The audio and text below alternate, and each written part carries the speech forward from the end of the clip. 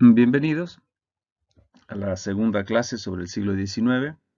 En esta vamos a ver fundamentalmente la teoría de la arquitectura que anima a la producción arquitectónica durante el siglo XIX y también a la enseñanza como método uniforme de hacer arquitectura, comandado por una de las escuelas de arquitectura más importantes del siglo XIX, que es la École de Beaux-Arts, dominante del pensamiento arquitectónico durante todo el siglo XIX y principio del siglo XX.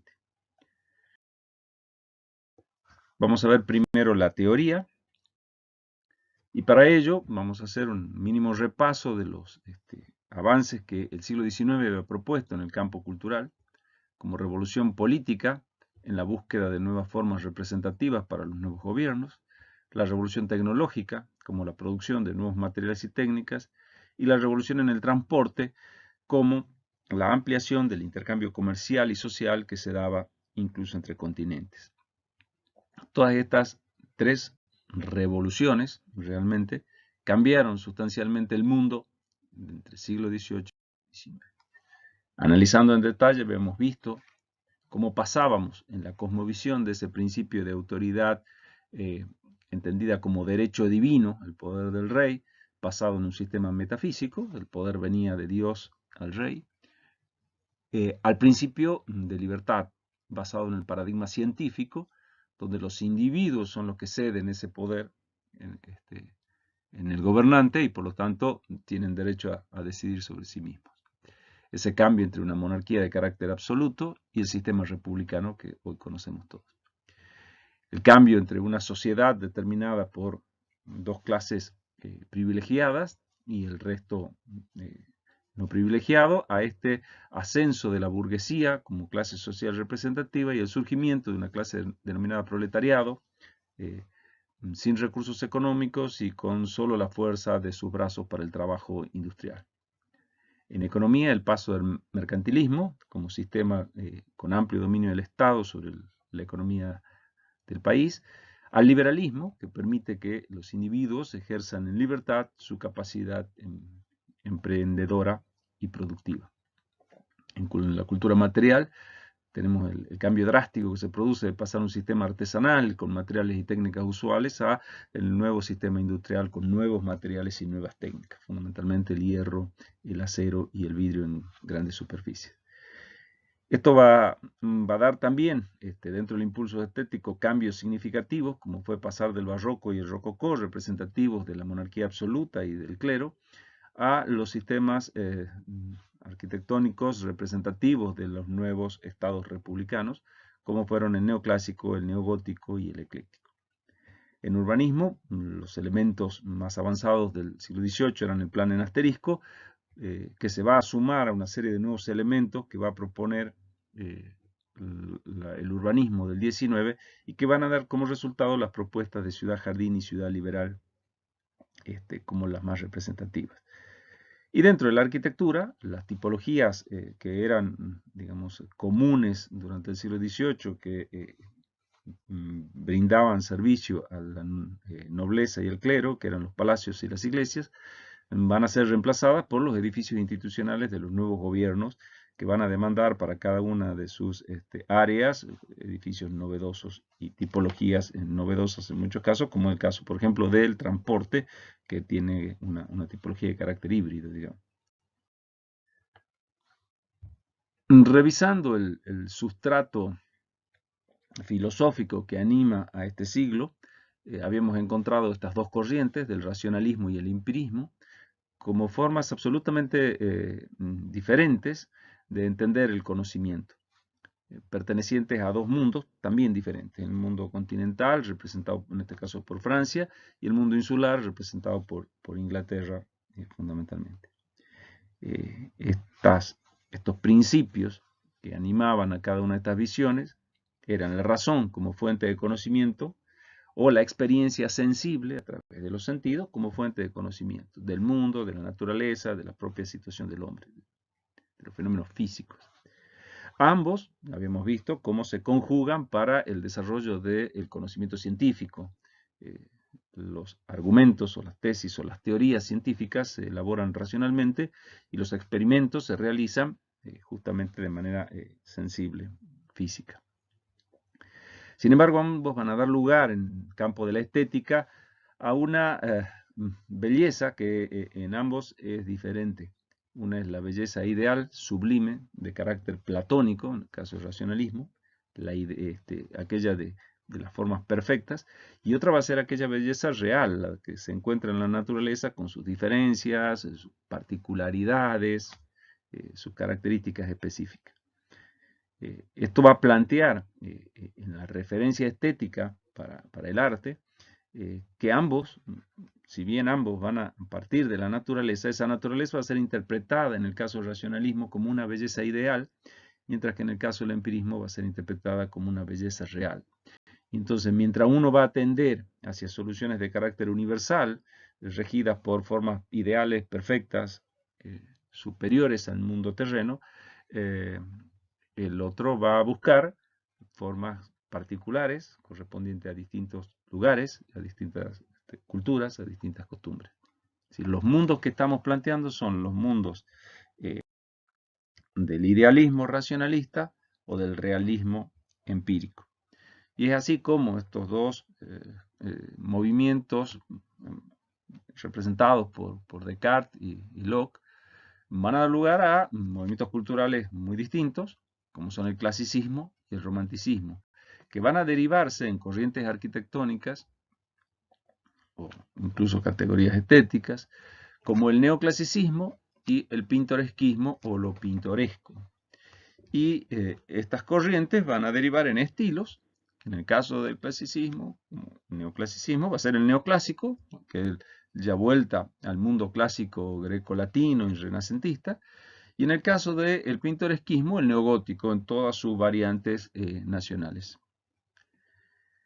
Ambos movimientos van a tener en la arquitectura un sistema basado en la composición de partes. Lo único que en el caso del clasicismo, esta composición va a estar determinada siempre por la simetría, y en el caso del romanticismo, la simetría va a ser una cuestión absolutamente conveniente y va a estar determinado normalmente por la simetría. Puede ser simétrico, puede ser asimétrico, eso no es lo determinante.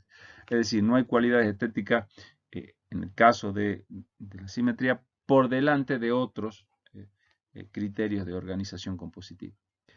Habíamos visto que en el caso de la enseñanza, al ser una arquitectura de carácter universal, planteada a partir de ideales y de formas claramente establecidas para todos, tiene un lugar donde se va a llevar adelante la enseñanza, que es básicamente llamado el academicismo, mientras que el otro va a ser independiente.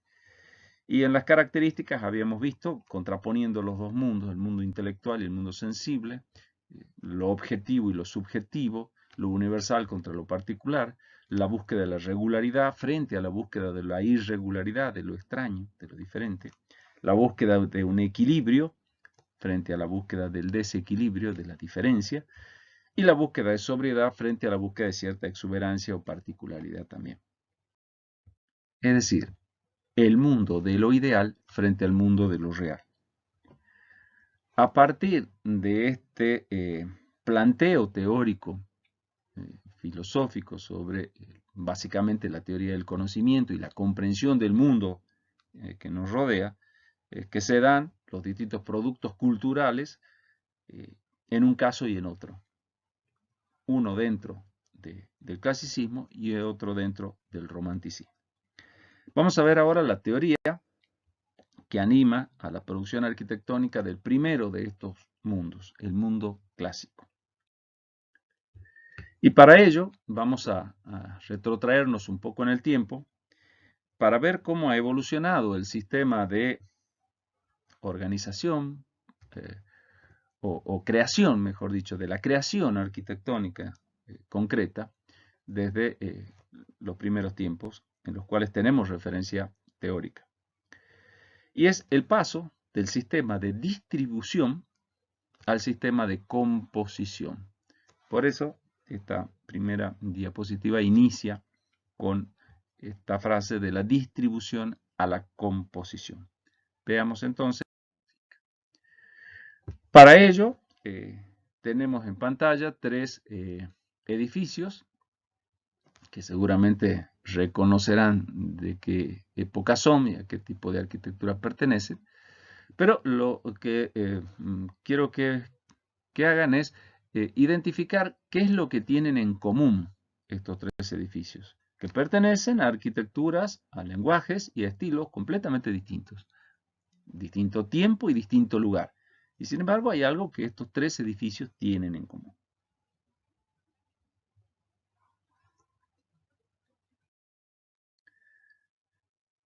Lo que tienen en común, en primer lugar, quizá lo más evidente, sobre todo en el ejemplo de la izquierda, es el hecho de que están organizados en base a partir de ejes de simetría.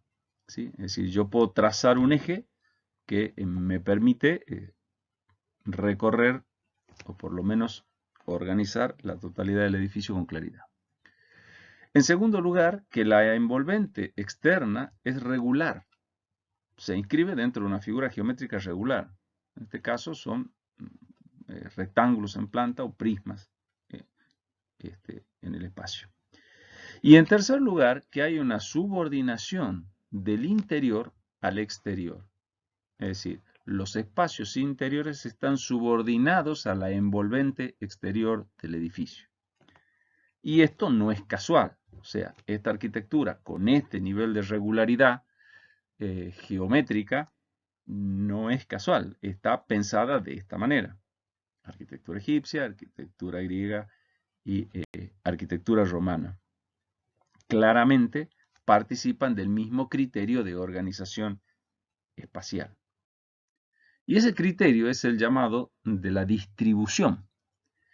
La distribución fue el método de proyectación, utilizando un término actual, explicitado por Vitruvio en sus tratados de arquitectura.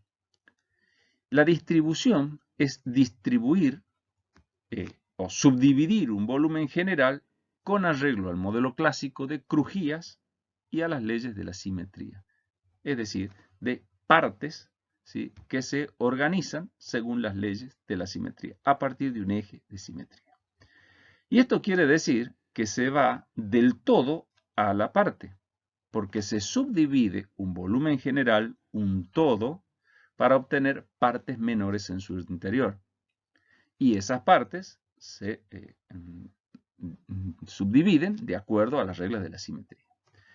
En la imagen que tenemos de estas 6 plantas, vemos cómo, siendo la envolvente la misma, hay 6 o muchos más formas posibles de subdividir el interior, siempre siguiendo la simetría especular central, en el sentido transversal a la dimensión dominante del edificio, y en todos los casos se distribuyen las circulaciones, los espacios mayores o menores, siempre a partir de este eje.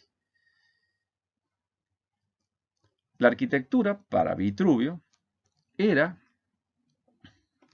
la conjunción equilibrada de 3 categorías: la firmitas, la utilitas y la venustas. Es decir, lo constructivo, lo funcional utilitario y la forma en cuanto a belleza estaban en un equilibrio para poder lograr la arquitectura perfecta. No era una más importante que la otra. Las 3 tenían que estar en idéntica proporción. De estas 3, la venustas, la belleza, no se obtenía por una cuestión de inspiración artística subjetiva, sino por, como habían demostrado ya los griegos, por un esfuerzo significativo de la técnica, por un control absoluto de la forma geométrica. Y esto se lograba, según Vitruvio, a partir de 6 conceptos que eran fundamentales para obtener la belleza. Estos eran el orden, la disposición, la euritmia, la simetría, entendida en su momento como proporción, el decoro y la distribución. De esos 6 conceptos que permiten lograr la belleza en la obra de arquitectura, vamos a tomar dos que son fundamentales: la disposición y la distribución. Aclarando que disposición es la acción y efecto de poner determinadas cosas en su lugar adecuado. Tiene que ver con lo que debe ser, con dónde debe estar ese objeto. Mientras que la distribución es genérico, el acto y efecto de repartir, de dividir. Como dice ahí, subdividir o dividir un volumen general según las reglas y las leyes de la simetría. Bien, disposición y distribución. Disposición es donde pongo cada cosa y distribución es como subdivido. ¿Cómo subdivido? El todo. Entonces, se va del todo, que es la envolvente, la figura geométrica de que determina la forma primaria del edificio, a la parte interior del edificio. ¿Esto qué me asegura? Me asegura la perfección formal de la arquitectura desde el exterior, porque es lo que primero controlo. Y al interior, trabajando en función de las leyes de la simetría y teniendo en cuenta el orden, la disposición, la euritmia, la simetría y el decoro y la distribución, lograr una agradable forma de disponer los espacios. Voy, como se suele decir en la jerga de taller, del afuera al adentro. Definido el exterior, subdivide el interior. La unidad total del objeto arquitectónico está garantizada per se, por sí misma, porque he definido primero la envolvente.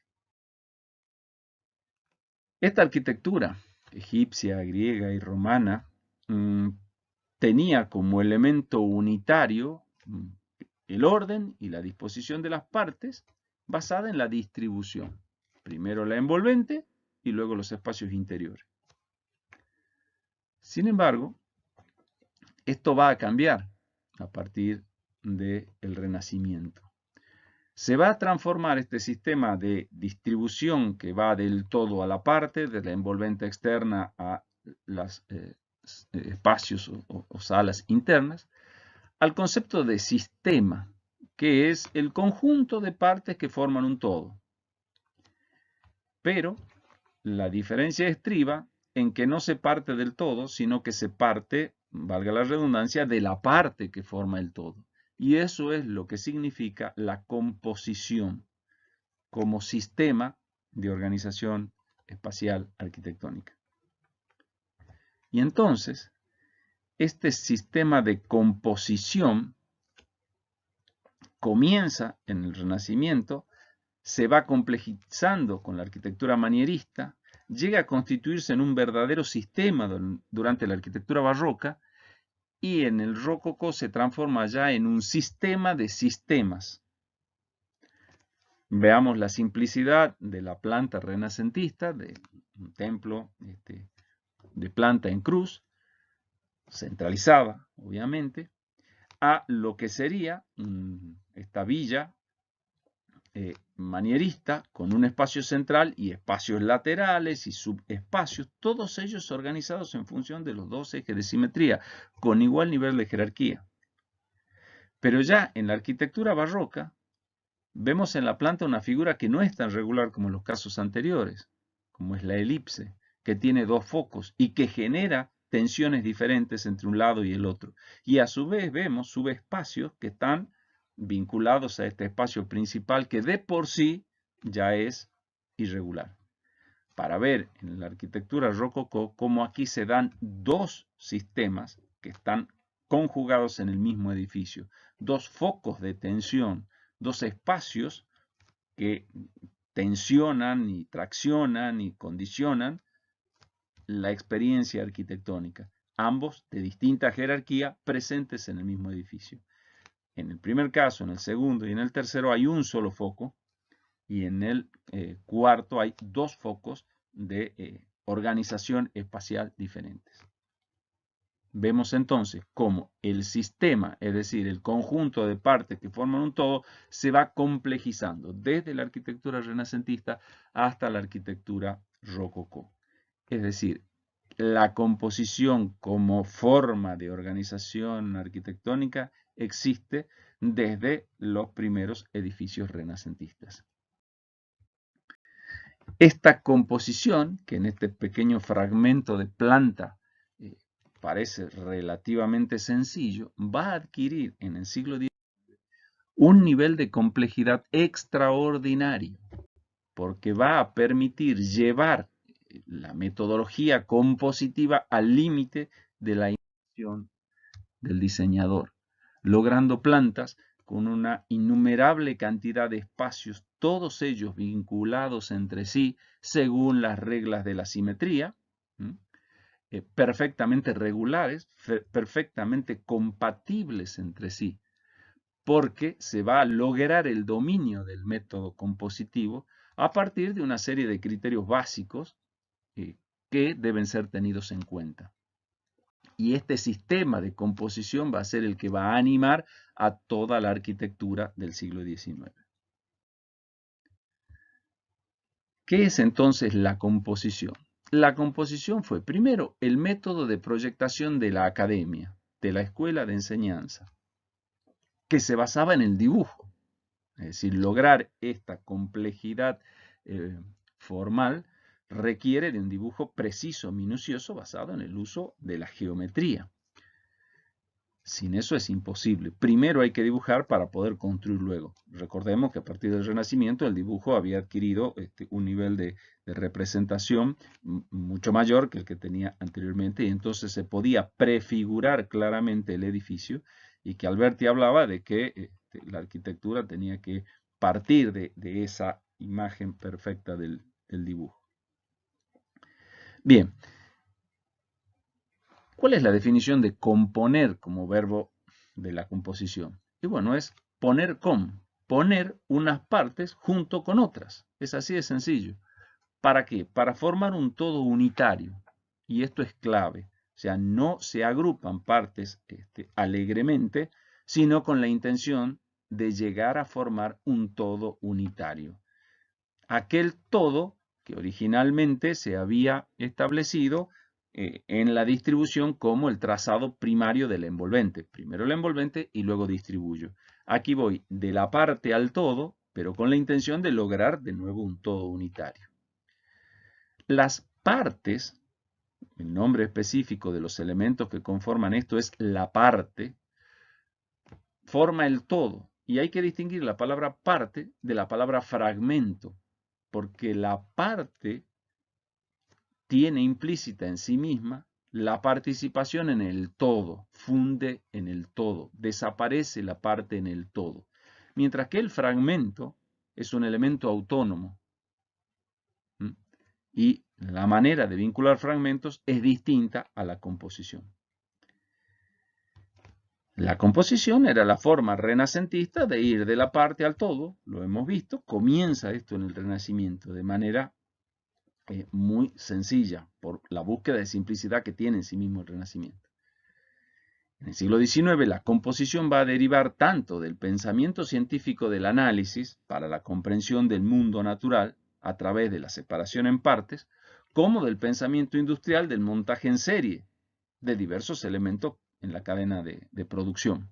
Entonces, tanto en la concepción de la comprensión como en la producción industrial. Ambos trabajan con partes que se unen para formar un todo. En el pensamiento científico se divide el todo para comprenderlo y en la fábrica se unen las partes para formar un todo.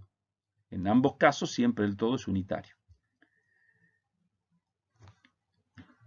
Dirá un arquitecto representativo, todo edificio completo no es y no puede ser sino el resultado de ensamblar y reunir, es decir, componer un mayor o menor número de partes. Sobre la ley de la unidad, miren el peso que tiene el concepto de formar un todo unitario. Hay una ley de la unidad. Bruno Sevi, en el año 51, dirá, toda composición, tanto en planta como en frente, debe tener un carácter de ligazón entre todos sus componentes. Componer es lo contrario de yuxtaponer. Tengan en cuenta esto para cuando veamos la arquitectura moderna. Por esto, todas las formas geométricas que el ojo pueda descomponer en dos partes deben ser excluidas. Es decir, si veo un objeto que está compuesto, pero mi visión puede descomponerlo en dos, quiere decir que no está bien compuesto y debe excluirse de la composición que trabaja sobre la ley de la unidad para lograr un todo unitario. Por eso la parte se funde en el todo. La búsqueda final es, como en el primer caso de la distribución, la de lograr un todo unitario. Porque esa es la imagen de perfección arquitectónica a la que se aspira en este siglo. Entonces, aquí se va del adentro hacia afuera. Tengo primero el centro, al cual le voy añadiendo las diversas partes, como en el caso del templo de planta central con cúpula. Y entonces el exterior final, la volumetría final, se va a definir por el agregado de partes. Y el carácter de unidad se logra por la simetría fundamentalmente, porque cada parte es simétrica respecto de la otra. Y también, por supuesto, por las dimensiones de la. Entonces, la totalidad adquiere una unidad que se logra porque las vinculaciones dependen de la simetría. Ahora bien, recuerdan que estábamos hablando de dos mundos, el mundo racional y el mundo empírico, el mundo del clasicismo y el mundo del romanticismo. Y habíamos dicho que dentro del mundo del clasicismo la simetría era el sistema de composición fundamental, mientras que en el romanticismo era la asimetría. No es que no se usaba la simetría, sino que no era importante. Y esto podemos verificarlo claramente en estos dos edificios que tenemos acá. En el caso de la izquierda, la composición es simétrica, porque hay una primacía de lo ideal racional, de la perfección ideal que la razón logra. Mientras que en el caso de la derecha vemos que sí, el cuerpo principal central es simétrico en sí mismo, es uniforme y es regular, pero hacia los lados comienza a haber variaciones y a medida que nos alejamos de ese centro, las variaciones son cada vez mayores. Entonces, hay una composición que es asimétrica en términos genéricos completos, pues la totalidad es asimétrica aunque tenga partes simétricas, y que hay una primacía de lo real empírico, porque las cosas están dispuestas, los elementos que forman la totalidad del edificio están dispuestos de acuerdo a una necesidad práctica, empírica, de acuerdo a la función, y no a un criterio estético, racional, ideal. Entonces nos enfrentamos a dos tipos de belleza. La belleza objetiva, universal, racional propia del clasicismo, que parte de una razón universal de orden primario, frente a una belleza que es subjetiva, que es particular, que es sensible, propia del pintoresquismo y que depende de una experiencia individual.